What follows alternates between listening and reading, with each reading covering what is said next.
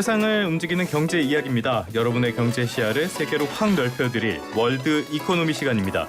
오늘도 이 시간 함께해 주실 두 분의 전문가 스튜디오에 모셨습니다. 먼저 ISF 경제연구소의 차영주 소장님입니다. 소장님 어서 오십시오. 예, 안녕하십니까. 네. 그리고 한양대학교 경제금융대학의 이정환 교수님도 나와 계십니다. 어서 오십시오. 예, 안녕하세요. 사실 이번에는 아이템을 정하는 게 그렇게 어렵지 않았습니다. 예, 역시 오늘 가장 중요한 뉴스라면은 그 미국의 그분께서 하신 FOMC가 아닐까 싶은데요. 밤사이에 뭐 예상대로 금리 동결이었죠? 뭐 이게 누구나 알다시피 동결은 맞았고요. 근데 이제 물가 전망이라든지 금리 전망이 어떻게 바뀌느냐에 사실은 관심이 많았다라고 보시면 될 것 같습니다.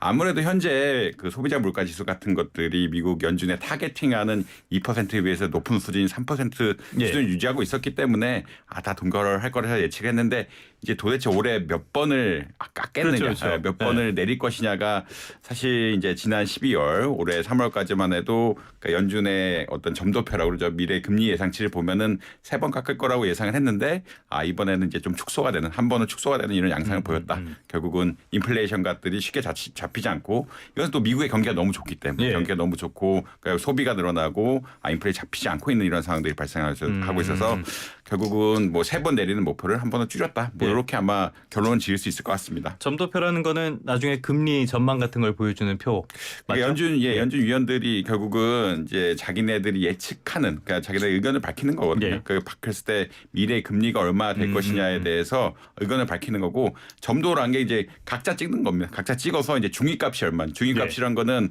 50%죠. 그러니까 1번부터 뭐 우리가 1위부터 100위 랭킹을 한다라 그러면 50위 랭킹 값을 뽑아서 이제 예측을 한다라고 한번 보시면 될 것 같습니다. 그 영어로는 닷시트라고 하던가요? 그러니까 말 그대로 점을 찍는 그거. 알겠습니다. 그거에 앞서 가지고 5월 CPI 그러니까 5월 소비자 물가가 나왔어요. 그래서 이게 좀 영향을 미친다 안 미친다 얘기가 많았는데 이게 예상치보다는 많이 낮게 나왔죠?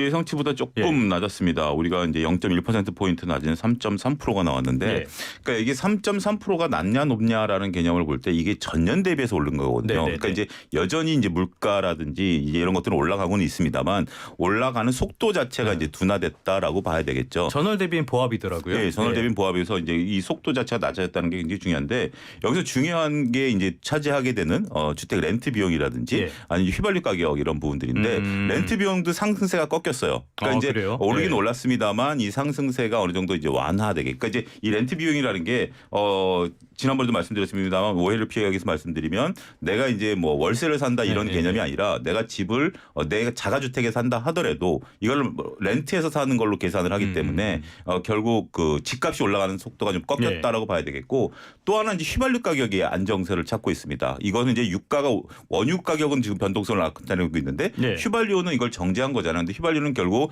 미국의 전략 비축유가 이제 풀리게 되면서 전반적으로 미국 같은 경우 이제 지금 성수기거든요. 여름 성수기에 아무래도 자동차 휴가철에 운행이 많은데 이런 것들이 안정을 찾으면서 전반적으로 좀 안정세를 좀 찾고 있다. 이렇게 말씀을 좀 드릴 수가 있겠습니다. 뭐 우리나라 물가에는 집값이 들어가지 않는데 미국에는 일부 간접적으로 좀 반영이 되니까. 계산을 하는 겁니다.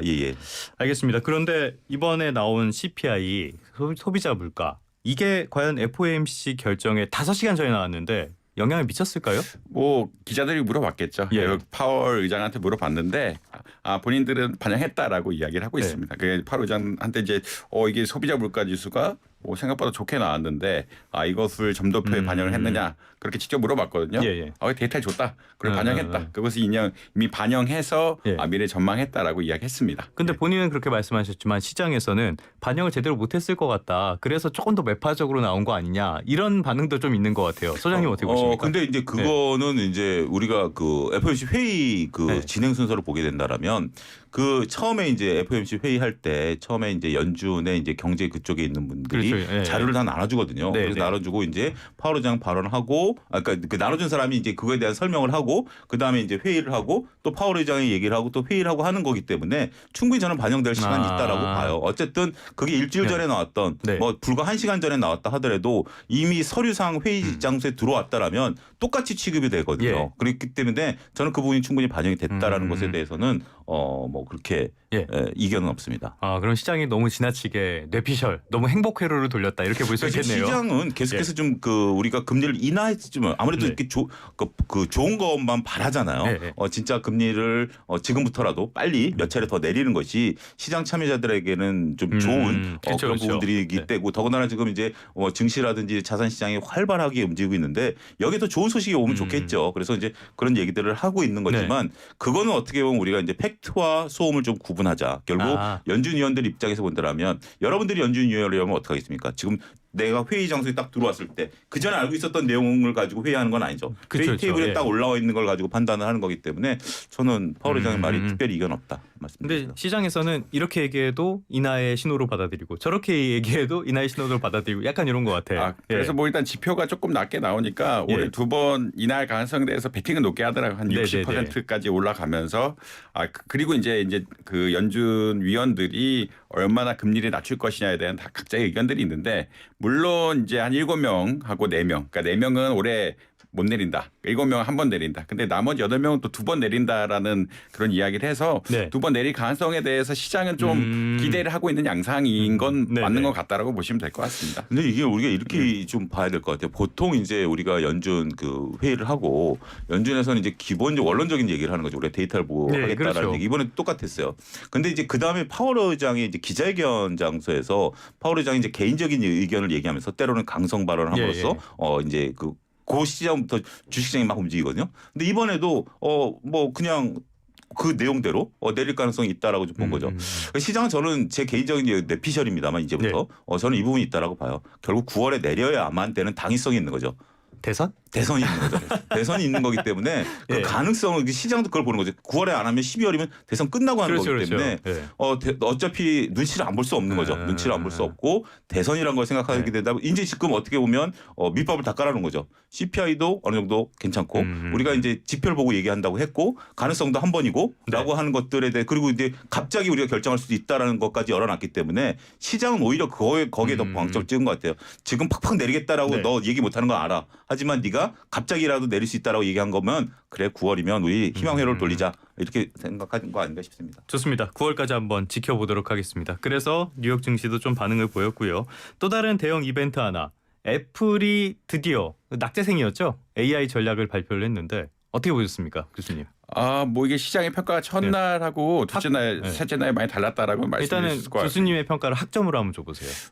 저는 이게 애플 유저가 아니어서 저는 평생 애플 이런 거 얘기하게 만들지만 이제 갤럭시 아저씨구나. 갤럭시 아저씨라 이게 좀 사실 얼마나 혁신적인지 잘 모르겠는데 근데 아까 오늘 오기 전에 차소장님과 잠깐 얘기를 했거든요. 이 방송을 이제 말씀드렸는데 소장님하고 뭐 그런 공통적인 관심에서 보기에는 애플이 좀 폐쇄적인 거를 좀 깼다. 그러니까 어떻게 보자면 애플이 물론 인디바이스 AI를 통해서 기본 스몰 랭귀지 모델이라고 하죠. 그걸 통해서 기본적인 AI는 제공하겠지만 이제 흔히 말하는 오픈 AI 그러니까 결국은 가장 발전된 대형 언어 모형 가진 챗GPT를 이용해서 이걸 쓰겠다라고 얘기했거든요. 밖에 시스템을 가져와서 이제 사용하겠다라고 얘기한 것 자체가 사실 수요를 불러일으키게 그러니까 시스템을 개혁한 그러니까 예전에 완전히 폐쇄적인 시스템에서 향후 이제 좀 개방된 시스템으로 나갈 수 있는 길을 열었다는 차원에서 그러니까 나중에 시장이 반응을 했다라고 아마 인식을 하는 것 같습니다. 개인적으로는 이거 보고 나서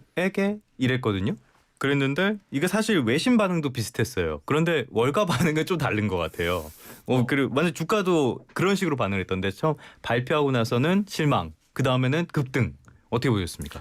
저는 발표해서 실망감으로 주가 빠지고 국내 관련주들이 큰 폭으로 빠졌었습니다. 그때 저는 스트롱 바이를 외쳤습니다. 방송에서 스트롱 바이를 외쳤는데 왜 그러냐면 저도 갤럭시 바예요. 갤럭바인데 왜냐면 애플은 잠깐 회사에서 줘갖고 한번 써봤는데 불편하더라고요. 저도 못 쓰겠더라고요. 아저씨들인가 봐요. 근데 저는 원래 애플에 대해서 그동안에 이렇게 과히 긍정적이진 않았던 사람입니다. 왜냐하면 애플이 혁신의 아이콘이라고 불렸던 데는 애플 아이콘 2, 3, 5까지였던 것 같아요. 그다음부터는 우리가 이제 휴대폰이 더 이상 혁신은 아니다라는 부분들이었고 애플이 그러면 어떤 사업 모델을 가져갈 것이냐라고 해서 저는 애플에 대해서 추천을 드리진 않았는데 제 생각을 바꾸는 계기가 됐습니다. 이번에. 바꾸는 계기가 된 것들이 뭐냐면 결국 애플은 또 한 번의 혁신을 만들어냈다라는 거죠. 이 휴대폰 안에 지금 이제 삼성이 먼저 갤럭시 24에 온디바이스 AI를 집어넣습니다만 애플은 원래 선도주자들이 아니에요. 네. 원래 휴대폰도 아이폰도 그렇고 아이폰이 아니라 스마트폰도 그렇고 원래 선두주자는 아니지만 후발주자로서 선두주자를 따라잡을 수 있는 훌륭한 그런 그것들을 갖고 있다는 거죠. 우리가 아이폰의 혁신이라는 것은 교수님 잘 아시겠지만 원래 수요가 공급을 창출하지만 네. 공급이 수요를 창출한 아주 전형적인 모델 아니겠습니까? 그렇죠, 그런데 그렇죠. 이번에는 오픈 AI가 이 안에 들어옴으로써 온디바이스 AI가 이로 들어오면서 또 다시 공급이 수요를 창출하는 또 한 번의 이제 혁신을 일궈냈다라는 거죠. 이 변화, 그러니까 여성의 변화는 무죄인 것처럼 우리가 이제 이 IT 기업들의 변화는 이건 우리가 환영해야 될 문제죠. 그 소장님의 변화도 아이폰으로 바꾸실 겁니까? 그래서? 저는 갤럭시 24로 바꿨습니다. 갤럭시 24로 엊그제 바꿨기 때문에. 근데 어쨌든 이제 정리하자면 이래요. 첫날 그럼 왜 빠졌느냐라고 보면 첫날은 시장 그랬던 것 같아요. 이제 기기의 혁신을 바랬던 것 같아요. 근데 기기의 혁신이 나오지 않으니까 좀 실망했는데 보니까 기기의 혁신이 아니라 여기에 이제 챗GPT가 들어오고 온디바이스 AI가 들어옴으로써 새로운 생태 그리고 이제 교수님 말씀하신 것처럼 애플이 그동안의 폐쇄주의 정책에서 이제는 그렇죠. 뭐 공개적인 정책으로 바뀌었다라는 측면에 있어서는 시장이 애플을 새롭게 바라보는 그리고 애플 같은 경우 그 애플 실리콘이라는 반도체 회사를 보유하고 있거든요. 그렇죠. 여기서 W와 M 그 반도체를 만들고 있는데 ARM이 설계하고 TSMC가 만들어내는 부분들이기 때문에 이거는 저기 GPU와 HBM을 우회하는 전략이기 때문에 이 부분에 있어서의 애플의 성과를 더욱더 점수를 준 게 아닌가 싶습니다. 뭐 개인적으로는 AI 자체가 그렇게 별로 눈에 띄는 기술이 없어서 실망을 했는데 그 사업적인 측면은 많이 다르니까 많이 다르게 받아들이는 것 같습니다. 머스크 이야기 좀 해보도록 할까요? 일론 머스크 테슬라 CEO죠. 이번 주 마지막으로 뉴욕 증시를 흔들 만한 이벤트를 꼽자면은 테슬라 주주총회가 아닐까 싶은데요. 어떤 이슈가 있습니까, 교수님? 지금 뭐 크게 두 가지 이슈가 있는데 이제 처음에는 사실 2018년에 그 어떤 이슈가 결국은 그 테슬라 CEO인 일론 머스크가 주식 매수 청구 일종의 주식 스탁 옵션을 가지고 있는데 이 스탁 옵션이 한번 취소가 됐거든요. 취소가 됐다는 게 이제 취소된 건 아니지만 이제 재판부에서 델라웨어 법정에서 이게 좀 부당한 것 같다. 너무 이익을 많이 취하고 그때 소액주주가 그 소송을 냈었죠. 소액주주가 소송을 냈죠. 그러니까 주식 매수 청구권을 약 17조 상당 560억 달러 가량을 가지고 있는데 그게 주식 매수 청구권이라는 거는 기존의 주식보다 낮게 살 수 있는 권리라고 보시면 됩니다. 그럼 뭐 테슬라 주가가 굉장히 높은데 난 싸게 사기 때문에 그 수익이 이게 어마어마할 수 있다라는 그런 말이 될 수 있을 것 같고요. 근데 이제 주주 입장에서는 사실 이게 손해일 수도 있거든요. 회사 입장에서 비용이기도 하고 이게 싸게 뭘 준다는 것이 회사 입장에 손해고 이 과정 자체가 불투명했다는 것을 소송을 걸어가지고 지금 일단은 그 심판이 나왔는데 테슬라의 좀 부정적인 그러니까 일론 머스크의 부정적인 이런 의견이 나왔다라고 보시면 될 것 같습니다. 근데 이거를 다시 돌리겠다. 주주총을 통해서 다시 돌리겠다라는 의견을 보이고 있고 그다음에 세금이 싼 텍사스로 어떻게 보면은 이제 법인을 이동하겠다. 그런 두 가지 논의가 있으면서 이게 주총 안건에 올랐다라고 보시면 될 것 같습니다. 뭐 라구람 라잔 교수님이나 이런 분들 말씀하신 것처럼 스탁 옵션 너무 많이 하지 마라 막 이런 말씀하시던데 갑자기 그게 생각이 나네요. 그런데 지금 상황을 보니까 대형 기관 투자자들 반대를 많이 하는 것 같아요. 상황이 어떻습니까? 전망이 어때요? 일론 머스크 입장에서는 조금 그럴 것 같아요. 화장실 들어가기 전과 나오고의 상황이 다르더라고. 저라도 그렇게 생각할 것 같아요. 아니 그 한참 어려울 때 내가 해가지고 정말 언론 플레이 해가면서 혁신 만들어가면서 키워놨더니 주가 올랐다고 이제 와갖고 취소한다라는 건 말이 되느냐. 뭐 개인 입장에서는 그렇게 생각할 수도 충분히 있죠. 지금 화장실 갔다 오고 나서 사람들이 생각이 이렇게 변하냐. 저는 그렇게 할 수 있다라고 봐요. 근데 이제 그거는 이제 개인적인 생각일 거고 어떻게 보면 이제 교수님 말씀하신 것처럼 과정이 불투명했다라는 거. 그다음에 일단 금액 자체가 너무 크다라는 거기 때문에 77조. 이 상황을 보게 된다라면 지금 일단은 이제 두 부류로 봐야 되겠죠. 기관 투자자하고 개인 투자자로 봐야 되겠습니다만 실제로 투표를 많이 하는 것은 이제 기관 투자자들이죠. 기관 투자자들은 100% 참여를 하니까. 근데 그렇겠죠. 기관 투자자 입장에서 본다라면 자신의 펀드 이익을 구가할 수밖에 없는 거기 때문에 이제 머스크한테 좀 미안하지만 반대를 할 수밖에 없는. 왜냐하면 자신들이 관리하고 있는 자산에 대한 고객들에 대한 어떤 책임감이 있다라고 본다라면 이번 안건에 대해서는 그 자신들의 입장에서 본다라면 반대를 할 수밖에 없는 그런 상황이다라고 말씀드릴 수 있겠습니다. 개인 투자자들은 투표를 많이 안 하는 편이니까 그러면 쉽지 않다. 근데 이게 부결됐다고 해서 왜 테슬라 주가가 하락할 거다 이런 전망이 나오는 거예요? 이게 어떻게 연결되는 겁니까? 이제 부결된다는 얘기는 사실은 어떻게 보자라면 지금 이게 이 안건 자체 부결됐다는 얘기가 사실은 아까 말씀드린 것처럼 그 일론 머스크가 못 받는다는 얘기거든요. 네네. 그게 그런 걸 의미한다라고 하면은 사실 이제 테슬라 기업 자체가 이제 경영진의 어떤 슈퍼스타성에 의존을 하고 그렇죠. 그다음에 경영진의 비전에 따라서 굉장히 큰 기업이기 때문에 이 경영진 제대로 활동을 안 한다라고 하면은 이 피해가 가지 않을까라는 그런 생각 때문에 가장 그런 것 같습니다. 결국은 테슬라의 주가를 끌어올린 것은 테슬라 기업 자체도 중요하지만 일론 머스크라는 이제 경영자의 효과가 굉장히 중요하다고 생각하고 그래서 이제 개인 투자자들은 오히려 일론 머스크가 받게끔 하겠다. 이거를 주가만 더 올려준다라고 하면은 네. 일론 머스크가 가져가는 게 당연한 게 아니냐라는 그런 입장을 피고 있고요. 반면에 이제 기관들은 수탁자 책임 활동이라고 해서 그렇죠. 남의 말씀하신 것처럼. 돈을 남의 돈을 굴리는 거고 그게 법적에서 이미 한번 제동이 걸렸기 때문에 이걸 찬성하는 게 그렇게 쉽지는 않다. 뭐 이렇게는 정리될 수 있을 것 같습니다. 머스크 정말 대단한 인물인데 인격도 정말 대단하고 이슈도 정말 대단한 것 같습니다. 이 얘기는 여기까지 하고요. 잠시 광고 듣고 오도록 하겠습니다.